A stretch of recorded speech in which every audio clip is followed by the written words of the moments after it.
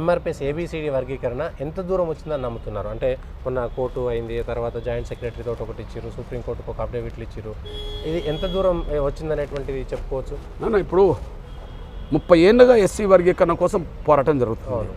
అందరినీ నమ్మి చూసాం, అందరికీ మద్దతు ఇచ్చి చూసాం, అందరూ మమ్మల్ని ఉపయోగించుకున్నారు. ఒక చంద్రబాబు నాయుడు గారు ఉమ్మడి ఆంధ్రప్రదేశ్లో చేస్తా అన్నాడు, చేసిండు. మేము సహకరించినందుకు మా ఫలితం కూడా మా జాతి అనుభవించింది. అది పక్క పెట్టేది. కాంగ్రెసే చేస్తామని చేయలేదు, మా సహకారం తీసుకున్నా చేయలేదు. ఓకే, అది మన ఇప్పటికూ కనిపిస్తున్న చరిత్ర. కానీ బీజేపీ చేస్తుందని ఎందుకు నమ్మకం ఉన్నదంటే, గౌరవ నరేంద్ర మోడీ గారు జూలై 8న మొదటిసారి ప్రధానమంత్రిని నేను వరంగల్లో కలిశాను. వరంగల్లో కలిసి వినతిపత్రం ఇచ్చాను. అప్పుడు గౌరవ కిషన్ రెడ్డి గారు పక్కనే ఉన్నాడు. వర్గీకరణ చదువుకొని కృష్ణ నేను వర్గీకరణ చేస్తా, నువ్వు ఎప్పటి నుంచో పోరాటం చేస్తున్న విషయం నాకు తెలుస్తూనే ఉన్నది, ఖచ్చితంగా న్యాయం చేస్తామని దాన్ని దగ్గర తీసుకొని మాట్లాడాను.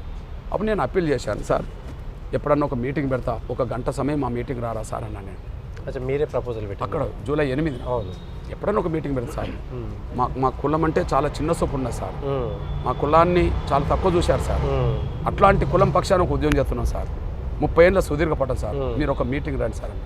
ఖచ్చితంగా వస్తా అన్నాడు. కిషన్ రెడ్డి గారికి చెప్పాడు, మీరు ఇద్దరు కలిసి తేదీ నిర్ణయించుకొని మాకు చెప్పమన్నాడు. తేదీ నిర్ణయించి చెప్పాము. హైదరాబాద్కి వచ్చిండు కదా.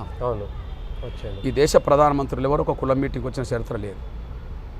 ఓకే, ఆయన అందులో దళిత జాతి అనే కాడికి వచ్చేసిండు. వచ్చినప్పుడు వేదిక మీద చెప్పాడు, ఖచ్చితంగా నేను మాదిగలకు న్యాయం చేస్తా. ఈ ప్రక్రియ సుప్రీంకోర్టులో ఉన్నది, సుప్రీంకోర్టులో ఈ ప్రక్రియను వేగవంతం చేసేటట్టుగా కేంద్రం సపోర్ట్ చేస్తుంది. అదే సమయంలో కేంద్రం వర్గీకరణకు అనుగుణంగా మాట్లాడుతుంది. వేగవంతం చేయడానికి ప్రయత్నం చేస్తాం, సపోర్ట్ కూడా చేస్తాం, ప్రభుత్వం తరఫున సపోర్ట్ చేస్తాం. అందరూ అది పరిశీలి చేయడానికి కమిటీ చేస్తాం అన్నాడు.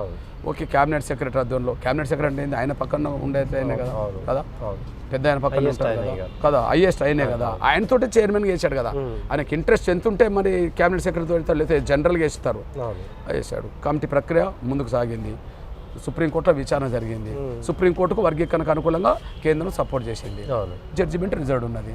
ఆ జడ్జిమెంట్ ఎప్పుడైనా రావచ్చు, నెలకు వస్తుందో 10 రోజులకు వస్తుంది. జడ్జిమెంట్ ఎట్లొచ్చినా వర్గీకరణ జరగడం ఖాయం. ఓకే, అనుకూలం. ఫైనల్గా ఒక్క క్వశ్చన్, నరేంద్ర మోడీని మీ సభలో చూసినాం, ఇది చాలా పెద్దది, లక్షల మంది సభను నరేంద్ర మోడీ వస్తారంటే జన సమీకరణ చేసారు, అంతమంది వచ్చేసారు. ఆ సభలో మీరు ఉద్వేగానికి గురయ్యారు, కళ్ళల్లో నీళ్ళు వచ్చినాయి. నరేంద్ర మోడీ కూడా మిమ్మల్ని చూసి ఆయన కూడా ఉద్వేగానికి గురై ఆయన కళ్ళలో కూడా నీళ్ళు వచ్చినాయి. నిజంగా కెమెరా ముందు జరిగింది ఇది నిజమేనా? కెమెరా వెనకాల మీరు ఇద్దరే మాట్లాడుకున్నప్పుడు కూడా నిజంగా మీ పట్ల అంతే ప్రేమతో మాట్లాడిండా? ఇప్పుడు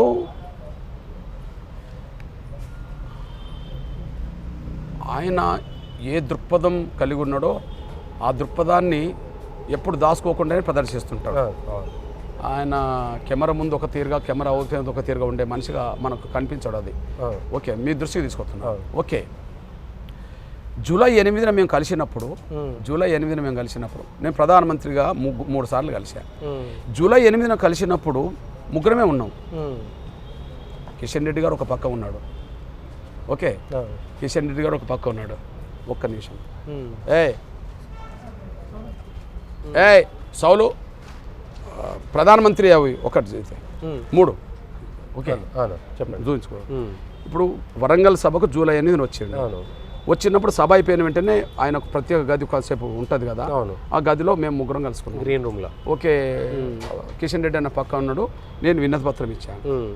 వినతిపత్రం చదువుకుంటూనే నన్ను దగ్గర తీసుకొని కౌగలించుకున్నాడు. మరి అక్కడ ఎవరు లేరు కదా. కిషన్ రెడ్డి అని ఆశ్చర్యపోయాడు, కౌగలించుకున్నాడు. అప్పుడే నేను అడిగా, సార్ వర్గీకరణ చేస్తారనే మాట మీరు ఇస్తున్నారు కాబట్టి నేను నమ్ముతున్నా సార్, కానీ ఒక మీటింగ్ రండి సార్, ఇంకా జాతి నమ్ముతుంది, సమాజం నమ్ముతుంది సార్. ఇప్పుడు మీ మధ్యలో నేను మాట్లాడాను, నేనే చెప్పాలి పేపర్తో. ఎప్పుడు చెప్తే ఇచ్చిండో ఇయ్యలేదో హామీ కృష్ణ అట్లా చెప్పుకుంటారు అంటారు సార్, కానీ మీరు జనంలోకి వచ్చి చెప్తే మా జాతి విశ్వసిస్తుంది సార్ అని చెప్పాను. ఓకే, మరి వేదిక మీద అదవుతే మరి ఇదేంది, ఇది ఎక్కడిది? ఒక రూమ్దే కదా. ఇది జూలై 8. నేను ఇచ్చింది ఎప్పుడు? వినతిపత్రం చదువుకున్నాడు కదా అదే రోజు. ఓకే, మరి చదువుకున్న అతను వెంటనే దగ్గర తీసుకున్నాడు కదా.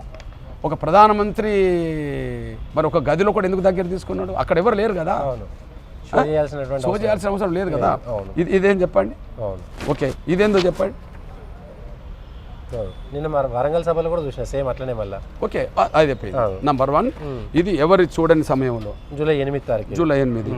మరి ఇది ఇంకా ఇదంతా జనరల్ ఇద్దరం కలిసి లాస్ట్ నిమిషంలో ఆయన చేయి పట్టుకొని వచ్చి నిలబెట్టాడు కానీ మరి నిన్నటికంటే జూలై 8 కంటే నిన్న వరంగల్ కంటే జూలై 8 కంటే మరి నన్ను ఓదార్చేయండి కదా. అవును, మీరు వాళ్ళు గుండె మీద పెట్టుకున్నాడు కదా తలను. పోతున్నప్పుడు నా నొసటి ముద్దాడిపోయాడు కదా. ఓకే, ముద్దాడిపోయాడు కదా. ఎందుకు? అరే ఒక న్యాయం కోసం 30 ఏళ్ళ పోరాటం నడుపుతున్నాడు, అంత్యోదయ స్ఫూర్తి కదా, దానికోసం కొట్లాడుతున్నాడు కదా అని చెప్పి ఆయనలో ఎక్కడో దిక్కు గొప్ప మనసు ఎంఆర్పిసం పడ్డది. కాబట్టి అది ప్రదర్శన. ఇప్పుడు నిన్న మీరు చూశారు వరంగల్లో. ఓకే, నిన్న వరంగల్లో మీరు అది ఇంకా అది చూడండి, అది ఎట్లా అందరినీ ఇట్లా చూసుకుంటూ పోతున్నాడు. నేను ఇట్లా నిలబడ్డా, నన్ను చూసుకొని ఇట్లా వచ్చి కౌగలించుకున్నాడు. అంటే ఆయనలో ఉండబడే గొప్పతనం కదా. అసలు నాన్న ప్రధానమంత్రులు అనేటోళ్ళు ఆ స్థాయిలో ఉన్నోళ్ళు ఇంత దగ్గర కానీ ఉంటారని అని చెప్పి, ఇంత దగ్గర అత్యంత సామాన్యులకు దగ్గర వచ్చి నిలబడి కూర్చొని వాళ్ళని పలకరించి ఎవరైనా ఉంటారా? ముఖ్యమంత్రులు అంటేనే ఏదో ఎక్కడుండో అవతార పురుషులుగా దిగిపడ్డారట్టుగా, ప్రధానమంత్రులు అవుతే అసలు ఇక దేవతల్లాగా ఫీల్ అవుతారు. కానీ నరేంద్ర మోడీ గారు రుచి చూసారు మీరు మొత్తానికి. ఇప్పుడు ఆయన గొప్పతనం అంటున్నాడు. ఒక అత్యంత పేద కుటుంబంలో మేము పుట్టిన మేము, అసలు ఈ కుల సమాజంలో మేము ప్రత్యక్షంగా చూసింది కదా, పశువులను చేతుల్లో పెట్టుకొని తీసుకెళ్లే సమాజంలో, మేము కనిపెత్తనే దూరం పెట్టిన సమాజంలో మరి ఒక ప్రధానమంత్రి, ఒక ఉద్యమ నాయకుడిని, ఒక కార్యకర్తని నేను 3 సందర్భాలు వెళ్తే 3 సందర్భాలు సీనే కదా, అంతే కదా. అంటే ఆయన గొప్ప మనసు, పేదల పట్ల ఆయనకు ఉండబడే కన్సర్న్ మీ దృష్టికి తీసుకొస్తున్నా. ఆయన యుద్ధంలో సైన్యాధిపతే, కానీ ఎవరన్నా ఇబ్బందులు పడుతున్న వాళ్ళు లేదా తన మనసుకు నచ్చిన వాళ్ళు బాధపడితే ఆయన కన్నీరు తీస్తాడు. మరి మన ఎవరు జమ్మూ కాశ్మీర్ ఆయన గులాం నబీ ఆజాద్, ఆయన రాజ్యసభ సభ్యుడిగా రిటైర్డ్ అవుతున్న రోజు ఆయనను గుర్తు చేసుకొని నరేంద్ర మోడీ గారు కళ్ళనీళ్ళు తీశాడు కదా. ఆయన స్నేహాన్ని గుర్తు చేసుకొని కళ్ళనీళ్ళు తీశాడు కదా. అది నటనంటమా?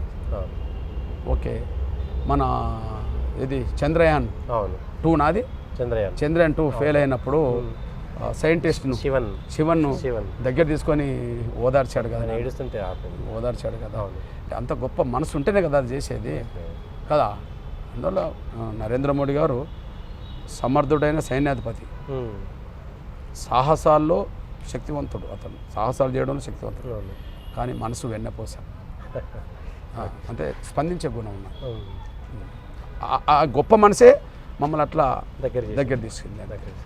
సో ఫైనల్గా మొత్తానికి నరేంద్ర మోడీ గారి ద్వారా 30 ఏళ్ళ మీ కళ అంటే సమాజం కళ అనుకోవచ్చు ఒక విధంగా. సో మీ ఒకవేళ ఎంఆర్పిఎస్ ఉద్యమం కనుక ఒక చరమాంకం వచ్చేసి సక్సెస్ అయితే కనుక అది తెలంగాణలో పెద్ద పెనుమార్పు అవుతుంది. అది రాజకీయాల్లో కానీ సామాజికంగా కానీ అదొక చరిత్ర సృష్టించేటువంటి అంశం. అది మీ ద్వారా నరేంద్ర మోడీ ద్వారా అవ్వాలని ఆకాంక్షిస్తూ, ఎందుకంటే 30 ఏళ్ళ పోరాటం, ఎందుకంటే ఎక్కువ పోరాటం చేయడం కూడా మంచిది కాదు, ఎక్కడో చోట దానికి రావాలి. ఇది నరేంద్ర మోడీ గారికి సంబంధించి సరి అయిన వ్యక్తి చేతిలో సమస్య పడ్డది, సమర్థుడైన చేతిలో దానికి 30 ఏళ్ళ కాలం ఎదురు చూడాల్సింది. ఎదురు చూడడంతో పాటు నిలబెట్టుకుంటూ రావాల్సి వచ్చింది. ఎదురు చూడడం కాదు, దాని వైపు నడుపుకుంటూ తీసుకొచ్చి ఆ దశలో వచ్చింది. కరెక్ట్ ఎవరి చేతిలో సమస్య పడాలో వాళ్ళ చేతిలో పడ్డది. ఓకే సార్, ఇది మందకృష్ణ గారు నరేంద్ర మోడీ గారికి సంబంధించి, అంటే కెమెరా ముందు మనం చూసిన అంశాలు కాదు, కెమెరా వెనకాల నరేంద్ర మోడీ ఉన్నటువంటి ఆర్ద్రత, ఆయన మనసును అర్థం చేసుకున్నటువంటి విధానము. సో మొత్తానికి నరేంద్ర మోడీ పైన పూర్తి స్థాయి భరోసా, నమ్మకాన్ని పెట్టారు. కొద్ది నెలల్లో ఏం జరగబోతుందో చూద్దాం.